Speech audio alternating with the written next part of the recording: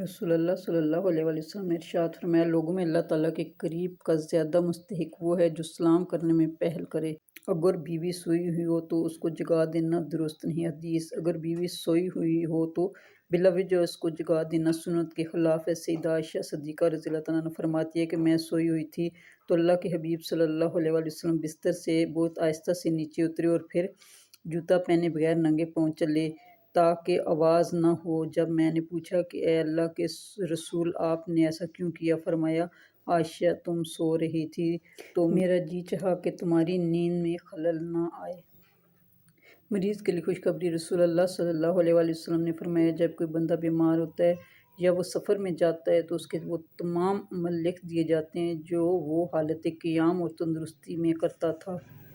رسول اللہ صلی اللہ علیہ وآلہ وسلم نے فرمایا، ساری امت جنت میں جائے گی سوائے ان کے جنہوں نے انکار کیا۔ صحابہ نے عرض کیا، یا رسول اللہ صلی اللہ علیہ وآلہ وسلم، انکار کون کرے گا؟ فرمایا، جو میری اطاعت کرے گا وہ جنت میں داخل ہوگا اور جو میری نافرمانی کرے گا اس نے انکار کیا۔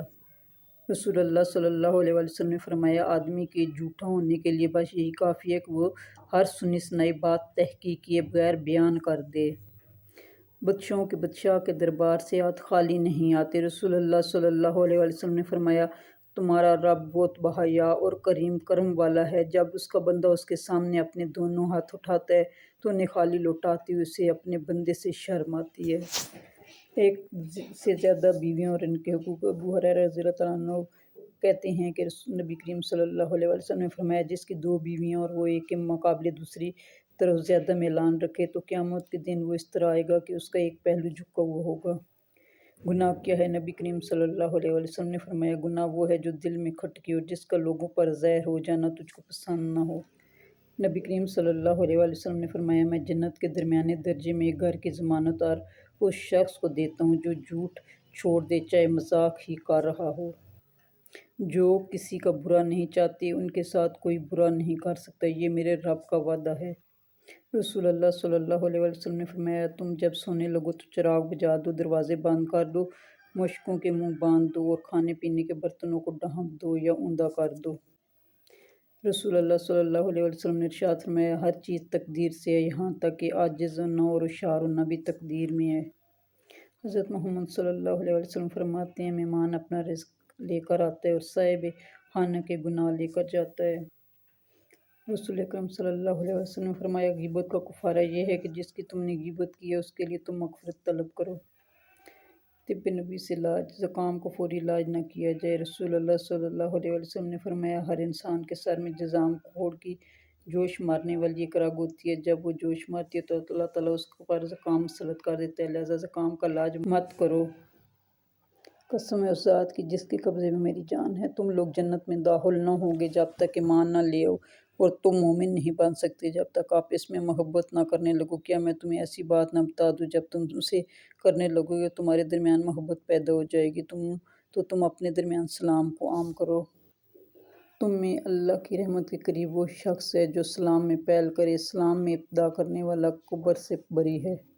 اللہ کو خوش کرنے والی دعا۔ رسول اللہ صلی اللہ علیہ وسلم نے فرمایا، تمہارا رب اپنے بندے کی اس بات سے بہت خوش ہوتا ہے جب وہ کہتا ہے، رب اغفر لی ذنوبی انہ لا یغفر الذنوب غیرک، اے اللہ میرے گناہ بخش دے کیونکہ تیرے سوا کوئی اور ذات نہیں جو گناہوں کو معاف کر سکے۔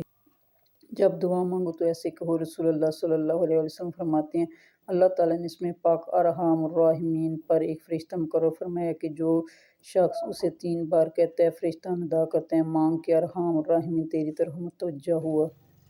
صبح سویرے کام شروع کرنا۔ نبی کریم صلی اللہ علیہ وآلہ وسلم نے ارشاد فرمایا، میں نے اللہ تعالیٰ سے دعا کی، یا اللہ میری امت کے لیے اس کے سویرے کے کاموں میں برکت عطا فرما، قبولیت کا یقین رکھو۔ نبی کریم صلی اللہ علیہ وآلہ وسلم نے ارشاد فرمایا، تم اللہ تعالیٰ سے ایسی حالت میں دعا کیا کرو کہ تم قبولیت کا یقین رکھو اور یہ جان رکھو کہ اللہ تعالیٰ غفلت سے بھرے دل سے دعا قبول نہیں کرتا۔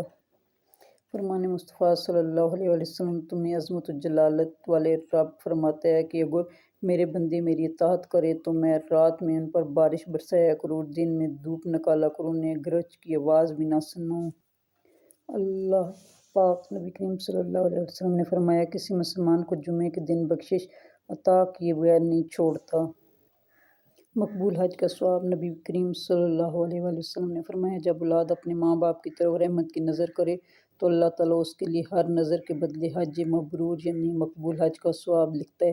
صحابہ کرام رضی اللہ تعالیٰ عنہ نے عرض کی، اگرچہ دن میں 100 مرتبہ نظر کرے، فرمایا اللہ عز و جل سب سے بڑا ہے اور اطیب یعنی سب سے زیادہ پاک ہے۔ سوئی میل گئی صحابی رسول اللہ صلی اللہ علیہ وآلہ وسلم حضرت سیدنا ابو ارحان رضی اللہ تعالیٰ عنہ کے بارے میں مروی ہے کہ وہ سمندر میں سفر کے دوران کچھ سی رہے تھے، ان کی سوئی گر پڑی تو آپ رضی اللہ تعالیٰ عنہ نے عرض کیا، یا رب العالمین، میں تجھے اس وقت تک قسم دیتا رہوں گا جب تک تو مجھے میری سوئی نہ لوٹا دے۔ تو ان کی سوئی مل گئی اور انہوں نے ہاتھ بڑھا کر پکڑ لی۔ پھر جب سمندر میں طوفان آیا اور کشتی والے بے حد پریشان ہو گئے تو آپ رضی اللہ تعالیٰ عنہ نے سمندر سے فرمایا، ساکن ہو جا، تو ایک حبشی غلام کی طرح ہے۔ تو سمندر ٹھہر گیا یہاں تک کہ زیتون کی طرح ہو گیا۔ جیسا کرو گے ویسا بھرو گے۔ فرمان مصطفیٰ صلی اللہ علیہ وآلہ وسلم، نیکی پرانی نہیں ہوتی اور گناہ بھلایا نہیں جاتا۔ جزا دینے والا یعنی اللہ تعالیٰ کبھی فنا نہیں ہوگا، لہٰذا جو چاہے کر، تو جیسا کرے گا ویسا بھرے گا۔ 3 دعائیں فرمان مصطفیٰ صلی اللہ علیہ وآلہ وسلم۔ 3 دعائیں ایسی ہیں جن کے مقبول ہونے میں کوئی شک نہیں: والد کی دعا، مظلوم کی دعا اور مسافر کی دعا۔ ایسی خاموشی جس سے سلامتی ملے اس گفتگو سے بہتر ہے جس سے شرمندگی اٹھانی پڑے۔